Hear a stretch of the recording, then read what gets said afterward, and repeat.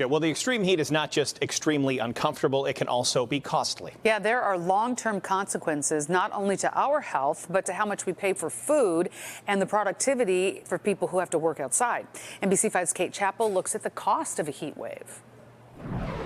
A lot of tomatoes ready to go, ready to be picked. Farmer Lloyd Gobert depends on the weather to keep his 350-acre vegetable farm thriving. We had a tremendous early growing season that we had in this area. And this year was nearly perfect. A real good year. No drought, just enough rain, warm days and nights early in the season.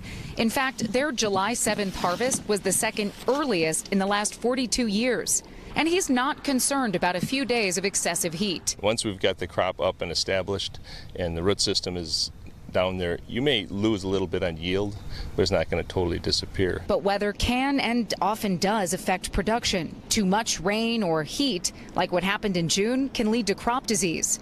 And prolonged exposure can also affect our health. Heat is the leading cause of weather-related deaths in the U.S., according to the National Weather Service. Extreme heat particularly affects people with chronic medical conditions and also older adults. Our patients call us more during heat waves. EPA data shows hotter than usual temperatures are becoming more common, and heat waves are lasting longer. In those cases, we see a spike in emergency department visits on these kind of days. That kind of increase in emergency department visits often also increases the cost of health care. And not just during the day.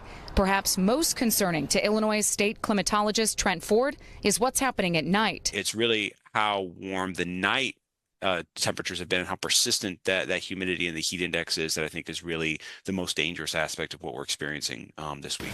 Yeah, the green one there. At Gobert's, they're cutting hours and starting earlier to beat the heat. Hopeful winter will be just as kind on their crop as this summer. Heat stress on crops isn't likely to affect consumer prices this year. However, Gobert says other factors, like the cost of labor, seeds, insecticide, and rent, could. In Pingree Grove, Kate Chappell, NBC5 News. Thanks to Kate.